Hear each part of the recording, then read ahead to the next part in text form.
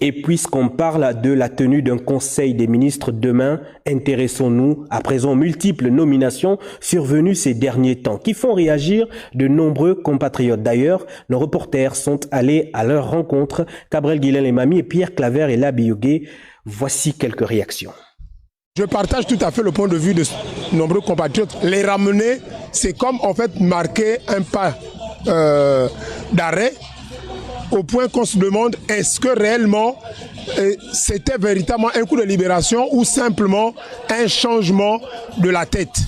Tous ces gens-là qui ont marché avec l'ancien système, et ils ont gaspillé le nom du Gabon. Vouloir passer de l'ordre ancien sous le coup d'une libération à un ordre nouveau, en maintenant les piliers de l'ordre ancien et qui sont les fondamentaux de l'ordre ancien est une incohérence. Ça suscite des doutes auprès des populations. Le président veut les gens qui veulent travailler, il faut qu'on regarde les gens qui veulent travailler, il faut mettre les hommes qu'il faut à la place qu'il faut. L'espoir que le CTRI apporte aux Gabonais, c'est le changement, la vision de changement que les Gabonais ont. Changer déjà le système, parce que c'est un système qui est resté là pendant longtemps. Je ne vois pas ce que ce système peut apporter aujourd'hui. On voit tout, on comprend tout, mais on voit ce n'est que celui qui veut changer, il change. Et vous êtes nombreux à réagir après la publication du communiqué final du Conseil des ministres. Des nominations n'en point finir. Des anciens du régime déchus reviennent encore aux affaires et sont promus à des hautes fonctions. La commission Vérité Réconciliation apparaît comme le corps de garde idéal pour penser les blessures du passé. Suivons attentivement ce document signé Lariskalor Mamengimindo. Est-ce le retour en force des acteurs de l'ancien système? Cette question ressort dans l'opinion après chaque nomination à l'issue du Conseil des ministres. Comment ça se fait qu'à chaque fois vous laissez passer des nominations qui font en sorte que les Gabonais soient obligés de sortir, de venir crier à chaque fois, de venir parler? Parce que vous nous ramenez les mêmes gens. Vous nous avez parlé de restauration des institutions. Mais cette restauration des institutions doit amener des gens neufs. Ces Gabonais qui sont à la limite choqués de voir que plusieurs promus sont loin d'avoir la compétence, l'expérience et même l'engagement patriotique recherché, et ce conformément à la charte de la transition. Loin de vouloir ostraciser les mises en cause qui sont en réalité des Gabonais jouissant de tous leurs droits, il est tout de même utile de préciser qu'une certaine opinion, d'ailleurs majoritaire, est restée très marquée par la gestion chaotique de notre pays ces dernières années. Une gestion entre grandes familles, copains coquins, accointances culturelles, claniques et même religieuses. Des critères qui ont favorisé jadis l'émergence d'une caste d'orgueilleux, avec en prime des airs de suffisance, de toute puissance.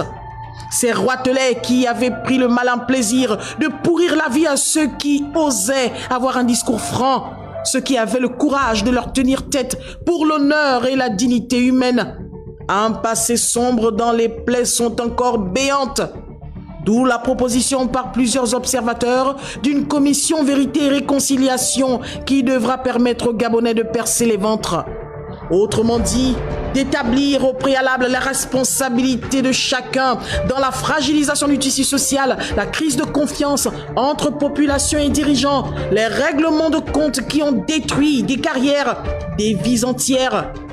Il faudra bien un moment faire les comptes, que chacun soit face à sa conscience, assumant en toute responsabilité les actes posés par excès de pouvoir. Pour être plus clair, il y a des noms, des familles que les Gabonais ne veulent plus voir au perchoir, en tout cas pas pour le moment, c'est trop tôt. Ces Gabonais qui pensent que la réussite de cette transition passe également par la promotion d'autres Gabonais, car des compétences, il y en a. Ces Gabonais qui pensent que le CTRI ne doit pas se laisser embrigader par des civils qui, pour certains, ont déjà montré leurs limites. Ces Gabonais qui pensent que le CTRI doit plus que jamais prendre la mesure de la confiance et l'espoir qu'il suscite auprès d'une population qui a soif d'un Gabon où règne la justice, l'égalité des chances, la prospérité partagée, mais surtout une démocratie assumée avec des institutions fortes. Quand les Gabonais disaient qu'ils ne voulaient plus de la famille Bongo, on parlait de Bongo et leur suite. Mais Brice Clotaire Oligui Nguema, président de la transition, PDGiste de son État, sachant très bien que le PDG ne change pas sa manière de s'asseoir, Oligui nous le prouve par ses actes. Il fait semblant de construire une petite route à gauche, une petite route à droite, et puis ça suffit. Il règle les problèmes de certains, il délaisse les autres. Brice Clotaire Oligui Nguema, on sait que les militaires ne savent pas faire la politique.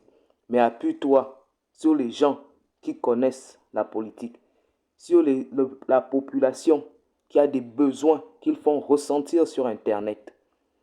Tu n'es pas un âne, tu es un homme.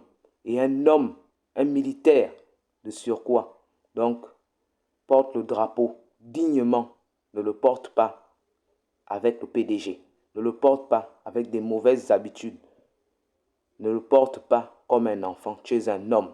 Porte le drapeau et le blason de la République avec beaucoup de dignité. Qui dit dignité, dit fraternité. Mon frère, libère mon peuple. Libère mon peuple de l'oppression du PDG. C'est ça ton rôle. C'est ça ton rôle. Qui sème le vent récolte la tempête.